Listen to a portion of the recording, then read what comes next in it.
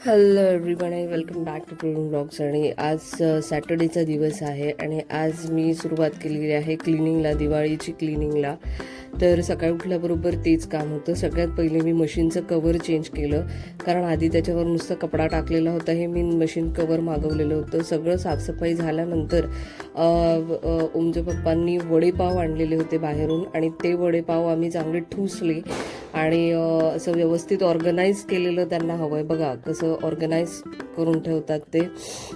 आणि त्यांनीसुद्धा सगळ्या जाळ्या वगैरे साफ केल्या, सगळ्या रूमच्या जाळ्या वगैरे साफ करून. त्यांचा उपवास होता म्हणून त्यांनी काही खाल्लं नव्हतं आज, वडापाव वगैरे, पण आम्ही खाल्लं. आणि ओम पहा कसा ग्लास घेऊन जातोय पाण्याचं. सगळं काम त्याला स्वतःलाच करायचं असतं. वडापाव तिकडे घेऊन गेला आणि वरतून पाण्याचा ग्लाससुद्धा आता घेऊन जाण्याचा प्रयत्न करतोय. तर त्याला थोडी भीती वाटते की बा घेऊन जाऊ की नाही. असं जरा सॅटर्डेचा दिवस असला की असं मोस्टली क्लिनिंगमध्ये जातो आणि त्यातल्या त्यात दिवाळी म्हटली तर सगळं घरातला केरकचरा निघतो. तर हा आमचा वडापाव सगळा ऑर्गनाईज करून झाला आहे. पाव, वडा, कांदा, मिरची, चटणी पण आहे बाजूला. आणि हे सगळं करून मी आता छानपैकी खाते आहे. मस्त एन्जॉय करून करून खाते. मिरचीशिवाय वडापाव काही टेस्ट येत नाही. तर आम्ही असं मी तर नेहमी मिरची आणतेच आणि दोन मी वडापाव खाल्ले त्या दिवशी.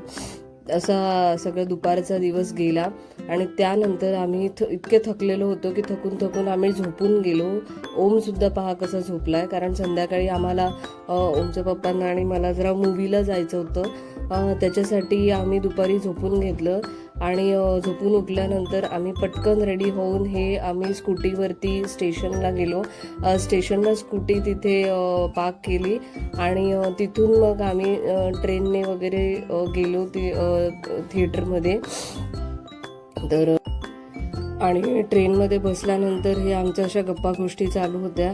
ॲक्च्युली मी त्यांना थोडे आयडियाज देत होती की कॅमेरासमोर कसं तुम्ही नॅचरल यायचं, त्याच्यावर आमच्या गप्पा गोष्टी चालल्या होत्या. आणि अशा प्रकारे आम्ही पोहोचलो, धावपळ करत पोहोचलो, कारण ऑलरेडी मूवीचा टाईम झालेला होता आणि मध्ये ट्रेन पण लेट झाली, ऑटो पण मिळेना. असं करत धावपळ करत उड्या मारत आम्ही थिएटरला पोहोचलो.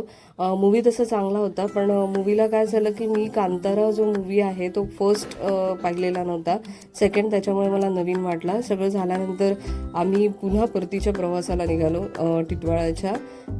त्यानंतर असंच आमचं थोडं धावपळ उडालीच. आम्ही ऑटो वगैरे मिळाली नाही तर आम्ही चालतच गेलो स्टेशनला. तर आजचा हा मिनी व्लॉग तुम्हाला कसा वाटला, तसा पूर्ण डिटेलमधला व्लॉगही मी बनवणार आहे, तर तुम्हाला नक्की कमेंटमध्ये येऊन सांगा. तोपर्यंत गुड बाय.